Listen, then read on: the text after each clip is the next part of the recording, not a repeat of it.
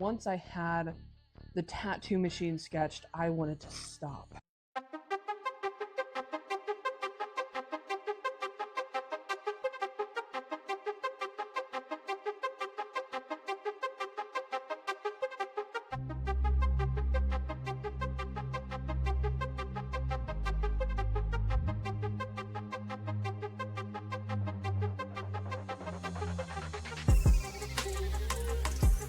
Hey guys, welcome back to Talk Parlor number 13, the podcast where we talk about the previous week's art challenge.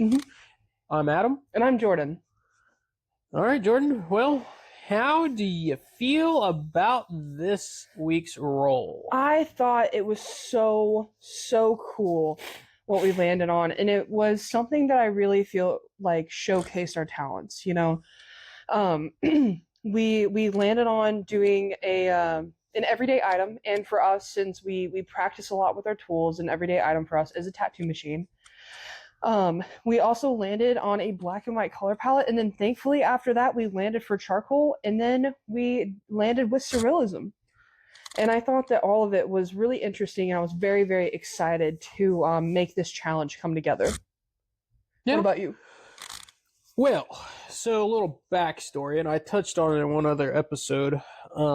I have been working on some hyper-realistic stuff. Just on the side, you know, I get the weekly challenge done, and you know, if I got an hour or two to sit down and try to practice on something different, then I've been trying to do that. No, not for any particular reason whatsoever, but it just so happened that, you know, the one thing that I had been practicing was, you know, graphite pencil, so black and white, everyday items, you know. Yeah. So this was like when we were rolling, I'm like, okay, everyday item. Right. We even rolled, and that's gonna be whatever it was for everyday item, and I was like, oh.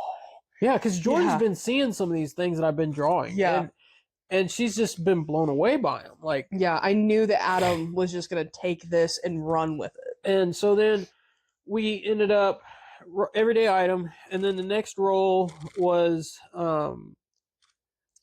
surrealism? Yeah. Okay, so and that's kind of where I was like, it went everyday item and then black and white. That's right. It went everyday item, then black and white. So and then, absolute sweet spot. Yeah, absolute sweet spot. Like, you're not, I mean, we're check marking every box. Yeah, here.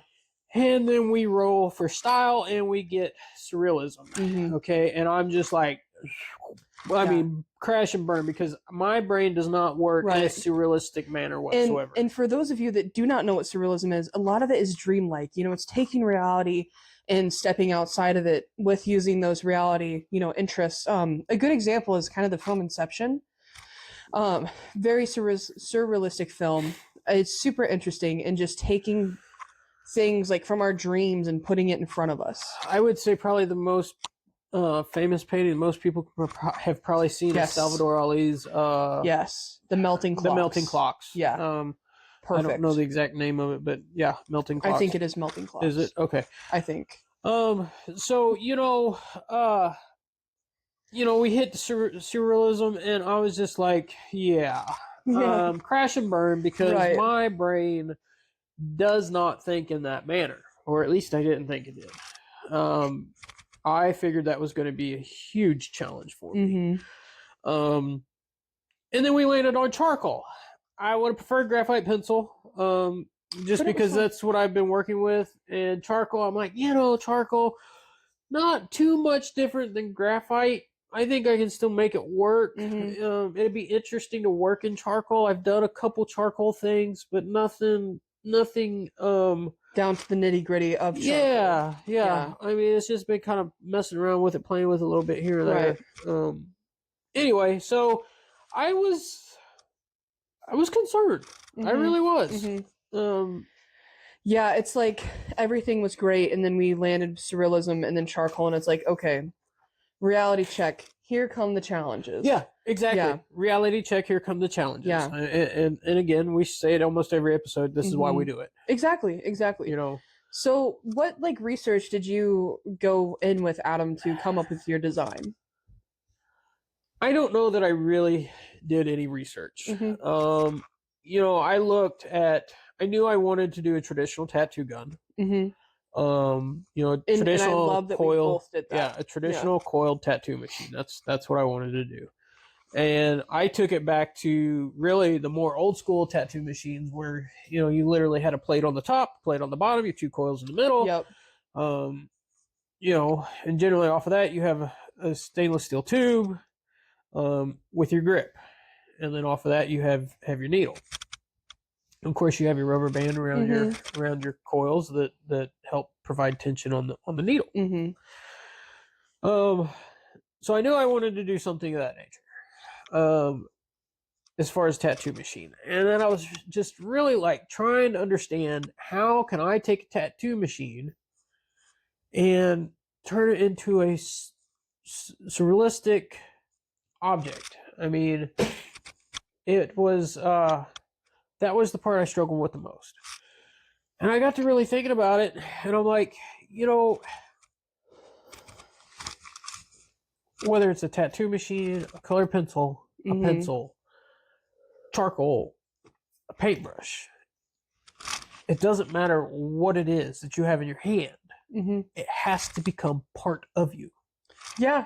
You have to think of it in that manner. You have to think of it in the manner that is an extension of yourself. Yeah, that's a great. I love how you have that idea and you morph that into your concept. Yeah, and so then, I've always struggled with hands. So I just found a hand for inspiration. And I just went to town. Yeah. I mean, that's all I can tell you. I knew that I wanted that machine to be a part of the hand. Part of the index finger, or I wanted it to be the index finger. And eventually I got to that point where I just wanted it to be the index finger. And it's really kind of like biomechanical, it's really awesome. And I even took a picture of my own hand to try to understand more of the mechanics of the hand, in the way it should operate and the way it should look. And so yes, I took inspiration from a couple photos online, but realistically it was just my hand that I was trying to emulate, but just turning it into a tattoo machine. Right. As far as did you do any research, or did you just jump right to the design phase? So kind of a little bit of a mix of both. At first I was like, man, what do? I have lots of ideas, and I knew that I wanted kind of that ink drip smoky look. So really for research, I just went online and looked up. I was looking at pictures of old school tattoo guns for like hours, just like scrolling through, like, I like that one. I like that one. I like that one. And then kind of just like morphed, that idea all together. Just started sketching and throwing down the essentials. And I will say that once I had the tattoo machine sketched, I wanted to stop. Oh, she sent me a picture of the tattoo machine, and I'm like, oh my gosh! I mean, this thing's in the bag. It's a photograph. I am so in love with just the tattoo machine, and I like I said, I just wanted to stop. I just wanted to call it good, because it is so realistic to me. This is the best hyperrealism I have ever done. Is just this part right here. Yeah, just everything else can burn. But the tattoo machine, I fell in love with it, and I loved the texture that I got in there. Everything. We'll get to likes later. But yeah, I wanted that ink smoky look, and then to bring in the more surrealistic, like I wanted this ink to be coming out of the tattoo machine and then morphing into birds flying around it, and then it all just coming from lots of contrast and kind of a place of more smoke, more ink, and really dark, and the machine coming out of that spot. I really, really love this design. I wish that I could have just made it better. Thankfully, you helped me make it a lot better. with your brushes. Mm-hmm. That was a godsend. But yeah, I loved the design of the tattoo machine.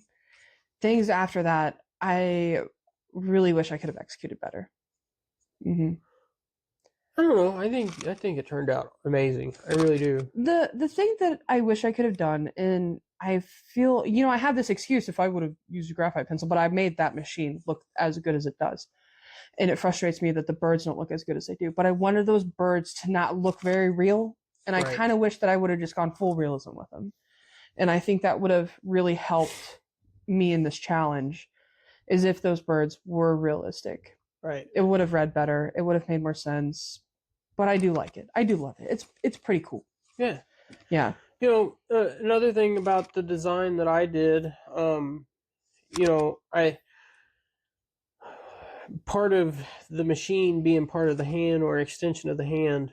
I also, the power cable. I wanted to make sure the power cable come out the wrist because, it's really, the whole idea is that the machine is getting its power, its its ability to run from the body. Yeah. Yeah, I think that's such a cool concept. Yeah. So, this is one I just had an absolute blast with. I mean, and you finished pretty early, right? Yeah, I think it was done pretty early. I really do. I don't remember exactly when it was done, but I know it was done. I was done pretty early. It was just one of them ones that just kind of, man, I went from here to there and done. Yeah. So what's something in your design, something that we haven't talked about yet that you really love? The detail, you think it's what really sells your image? I think it's the detail. I think it's the darks, the lights, that was something I had to overcome. I feel like is taking charcoal. Charcoal is as similar as you think it might be to graphite. It is miles different than graphite, and it can be very unforgiving. And well, that's what I was getting ready to get to. Is you have to be pretty for sure about where you're going to put it, because once it goes down, it's you can lighten it to some degree, but it's you hard. can either go over it or work with it. It's very absolute. Yeah, so you have to be almost for certain. When you're putting it in there, you almost have to be for certain that's how you want it. I mean, because it's like Jordan said, it's very unforgiving. I mean, you're not. There's a few places that I would have loved to be able to go in and lighten it up, but I couldn't because it was just it's there. Yeah. I mean, that's all there is to it. So I really like the contrast, I guess, is the contrast that I was able to play with. And I think overall that lent to the realism aspect of it. When you can really push the darks in, pull the lights out, I think that helps to add realism, the realistic element to it. Even though it's nothing you would ever find in this world. Yeah, exactly. What about yours? Anything else that you like? So besides the gun? Right. Well, it's still on the machine itself. It's the grip. Here just above the needle. And we both executed it very well. It shows texture. It shows that you can grab onto this and it's not slipping out of your hand. You know what I mean? Yeah. Yours shows that it's there and it's not going anywhere. I just absolutely love the textures that you and I were both able to incorporate into these drawings. Yeah, I wish I could have got a little more depth in mine. Really? See, I think that yours has really awesome depth.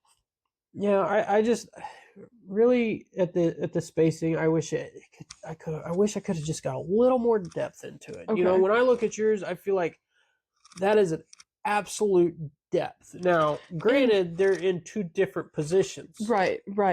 But this is a good example of not being afraid to push those darks in. Right. Whenever you start going in with black, it's like, oh, that's scary, but black is good.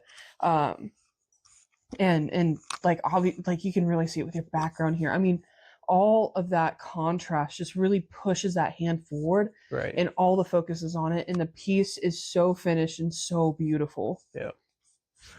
Yeah. And then also with mine, I kind of love that like my power cord is coming out of the smoke here. Yeah, I do too. And I like my little wigglies. Yeah. Yeah. The wigglies are cool. I almost thought it was kind of like lightning bolts. Yeah, first, yeah. you know? I kind of read Stranger Things as well with it, like a Stranger Things vibe. Yeah. Yeah, but it was so cool drawing that tattoo machine. I'll have to post pictures of it just by itself.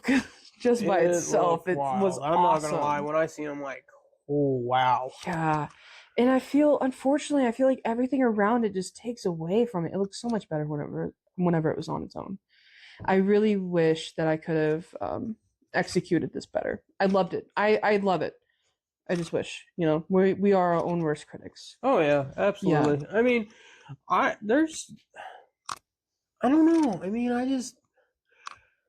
What was a challenge for you in this one? What was your most challenging part? Most challenging part, I think, was just the power cable was pretty challenging, just because I wasn't sure how it needed to lay, and it didn't really matter how it laid. Yeah. The other challenging part was, this finger over here. I was afraid it was too dark, and then I was like, man, I don't know. I remember that. Yeah. And we talked about it, and I was like, I would definitely lighten it up, going there. And again, that was a struggle because it's like it was kind of already there, so I was able to get a little bit lighter, and then talk about that technique that you used to get it lighter. You're pushing my memory now. With your eraser, your kneaded eraser. Oh yeah, yeah. Yeah, goodness gracious. Again, we're behind on episodes, so we're recording these, and we've already done all this. So to lighten it, when Jordan was like, I feel like it really needs to be lightened a little bit, I'm like, what do you do? What do I do? Yeah. So I just started playing around with some stuff, and I took my kneaded eraser and I just kind of rolled it into like a log, and then I just rolled over the top of it. And oddly enough, it lightened it to what I felt was like just enough. And I was a little concerned about how to do the interior part of the hand because it was that's very dark in there. Yeah. And I didn't want it to just be. It does a good job. I didn't want it to just be a black, this black hole either. I wanted you to be able to look inside there, see that there was texture. Yeah, and see that there's fingers. Right. It's a hand, but still be dark. And I felt like that's something very difficult to pull off with charcoal. Yeah, because I kind of feel like you're either one or the other. Right. Overall, I don't know. I just loved it. I mean, the whole thing just turned out. It was a really fun challenge. Did you have anything that you disliked other than the birds on yours? Really no. I love it. I love it. But I will say that the most challenging part for me was the birds, and also my background, because before you had helped me, I had this idea and I knew what I wanted to do, but just using the charcoal pencil, I was like, this is not coming out how I like it. And Adam thankfully had some charcoal powder and some dry brushes. Yep. And he was like, try this. So tried that out. You just dip this dry brush into the smallest amount possible of charcoal powder, and then you just kind of start going to town. And we've mentioned before, check out our Facebook page, because these are on here, and you can really zoom in and see what we're talking about. The detail in Adam's hand and the depth that's shown there in the center, and the fingers also shown while doing that. And with mine, speaking more specifically on like my swirls that I have, to try to get that smoke effect, or like a smoky ink effect. And that graph of the charcoal powder was so helpful. It was definitely a big thank you whenever got to use that and work together. Yeah, it's one of them things like, you don't really think about, different things that you have at your expenditure to use. Some of this stuff is like, man, when I bought it, it's like, when am I ever going to use this stuff? And here we are, we're using it, and it's Man, I think it just elevated both drawings to another level. Yeah. Just being able to soften things, or I unintentionally ended up creating like kind of a wood grain pattern in my background. Yeah, definitely. I did not mean to do that. It just kind of happened that way. Right, and it just makes sense. It looks good. Yeah. Yeah. Kind of going back to the first challenge, you felt like you messed up on the legs. Yeah. When I first seen those dark lines in there, I was like, oh my gosh. Right. I just screwed up big time. I ruined this whole thing. Yep. And then I got to looking at it, I'm like, well, that just kind of looks wood grainy. It kind of adds to it. Yeah, exactly. It adds just more detail to it without going in there and adding all the wood grain. Right. Yeah. Tell me, how did you get the texture in this guy's sleeve? Because that is one part of your drawing that I think is so great, is the texture in the sleeve. So I took and I did a couple things. One, I took and I laid the charcoal on a steep angle. Okay. And I just ran across the top. So what I was trying to do is just pick up the grain of the paper. Okay. And then I took my dry brush and I dry brushed that out. Okay. And I made sure to stay light right here. I wanted you to be able to see the light right there on the edge of the sweater. And the grain of the paper picked up the dark, and then the brush pushed the lighter parts of the charcoal into the grain of the paper, thereby creating that natural texture. And then I just took a micro eraser and just boom, just dabbed on it and highlighting certain areas. And I think I did it once or twice. Yeah. I don't think I went over it any more than that. And it was one of the things where I kind of had an idea in my mind. I was really trying different things. And man, as soon as I started seeing it go down, I'm like, stop. That's cool. Yeah. Yep, stop. Yeah. I love that it really does read almost as like a wool sweater texture. Yeah. I love it. I was honestly going to take his sweater off and just try to highlight hair and maybe a tattoo. But I ended up going with the sweater, and I'm kind of glad I did because I was able to pull out different elements, instead of just skin and a tattoo. Right. And it reads so well. It does. reads very, very well. It does. Really, really, really well. It like I said, it was a fun piece. It really, really was fun. And that's coming from somebody who really doesn't like surrealism. I mean, it's just never been my forte. Never really.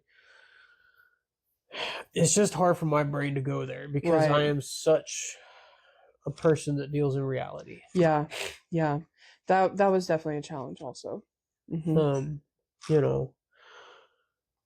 Oh my goodness, I'd like to ask you more about yours, but what did you do when you got the brushes from me? How did you? Because I wish we had a picture of what it looked like beforehand. Yeah. How did you take it from that to because honestly, and I don't ever like to pick anybody's drawings apart, and I've never been that person. But when Jordan showed it, when Jordan originally showed it to me, I was excited because the first picture she sent me was the gun, and I'm like, oh my gosh, this is awesome. And then she sent me one with the birds, and I'm like, I like the birds. And then she added this down here, and I was just kind of like, I think I even said, Jordan, I don't know what's going on down here. And she told me what she was trying to achieve. And he's like, okay. All right. And I wasn't trying to be rude, and I wasn't trying to be mean. No, but that's what we need. We bounce those ideas off of each other, and we're not afraid to be blunt with each other. And that's why we make such good partners for this, because I needed Adam help me, But yeah, so whenever I sent you the picture of the gun, and I could talk about how I did that machine all day long. I loved it. and that's where I feel like this kind of showcased, this is what Joan can do. She just kind of struggles over here. um, so whenever I sent this image to Adam, I had the machine, I had the inky smoke coming out here, the birds, and then just this little smoke right here. I did not have the contrast around the birds, and I had these hideous black swirls that went up, and they looked very much out of place. Very out of place, very vine-like, yes. I would say too, which really wasn't, the opposite of what I was going for. It's just not what I was going for. Right. And I wanted some highlight through it, and I was just like, I am butchering this beautiful drawing. What do I do? Yeah, she called me. She goes, I think I messed up. I think I messed up real bad. Messed up big time. So what I did is I finished my kind of branchy vine, smoky ink swirls throughout, and I shaded those in with a charcoal pencil, and I had my highlights where I wanted to have my highlights at, and then I went in with the dry brush and then the charcoal powder, and I just started from edge to edge, from top to bottom, and really pushed in the darks, pushed in a lot of black into the area, kind of hiding a little bit of that detail that I put in. But if you look at it, it's there. Yes. And then once I finally had the black that I wanted on there, that's where I went in and I was able to add a lot more of like a surrealistic effect with a lot of the contrast around the birds, kind of showing that's the background, and bringing the tattoo gun forward.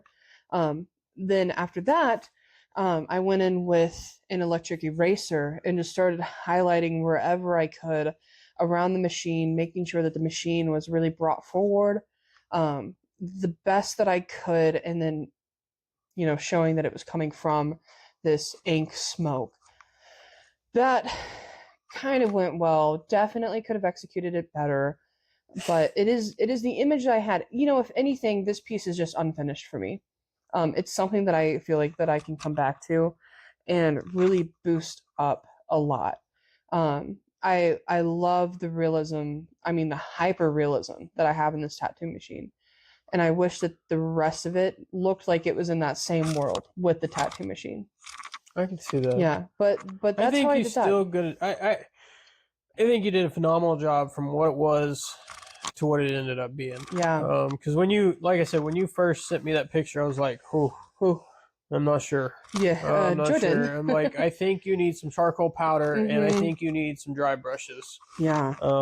And I did. They tremendously helped. It was, it was the tool that I needed. We've talked several times on our podcast here about using tools, and how much we work together, and that was so helpful, so helpful. It definitely elevated it. Mm-hmm. I really think so. Yeah. It's still to me it just reads unfinished, and it's something that in the future, if I get the motivation to go back to it, or just the motivation to draw another tattoo machine, and you may not need motivation. Right, exactly. The dice might speak. The dice might speak on week 20 when we, collaborate these into a list and we revisit something. Yeah. This would be something I would love to revisit because, man, I tell you what, this is something Adam doesn't want to revisit because this is Adam's first win. Yes, Adam's first win. So, I don't want to revisit. So well deserved. Just what a beautiful, beautiful piece. I was so thankful when I saw the votes going up for you, because I was like, heck, yes. Yeah. Yes. I ain't gonna lie. It was fun watching. Normally I don't get too involved in the votes, but I was clicking in pretty often. I was like, man, I gotta see. Where am I at? But normally I don't really get too involved in it. I just, I am involved, but I just, it's for fun. Yeah, exactly. It's for fun. But what we love more is just the interaction with our followers. We do love seeing those votes. We love seeing people comment and talk about what we've done. And it's just so cool. It's so fun. And I loved hearing people's comments on how, realistic this was and how cool of an idea this machine was connected to the hand, but it tells a story, you know, it's a scene, and it was just absolutely beautiful. It was it's so cool. Turned out far better than I ever expected it to when I first started. So yeah, I will say that.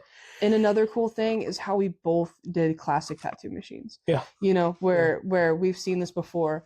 We're both given the subject matter, and it's kind of fun how you and I will, you know, drop little hints of similar things. Yeah. Or we won't even talk, and it's just like we show up, and it's like, man, whoa, pretty close to each other, oddly enough. But got anything else to add? I think that's just about it. You know, I really love these two pieces, and I really hope that you guys love them too, just as much as we love making them. Yeah. Well, guys, thanks for tuning in to Talk Parlor number 13, where Jordan and I, we go head-to-head with our art creations. You all get to vote for them. Check us out on our Facebook page, Parlor number 13 by J&A. Go in there, see our past projects, see what upcoming things we have for the future. You can also find us on YouTube at Talk Parlor number 13, and Instagram and TikTok is in the works. Yeah. But Parlor number 13 by J&A. Yep. Not to mention, we'll be on all your popular podcast platforms. And don't forget to like, subscribe, comment with your thoughts, and choose your favorite artwork. And and if you didn't get a chance to vote for this week, and if you're just now coming back, leave a comment and tell us which one you would have picked. Yeah. We'd love the feedback. As always, keep the creativity flowing and let your inspiration soar. Together, we create, we inspire, we transform art into a journey. See you all at our next challenge. See you all later. And wherever you're at, whatever you're doing, just be safe. Awesome.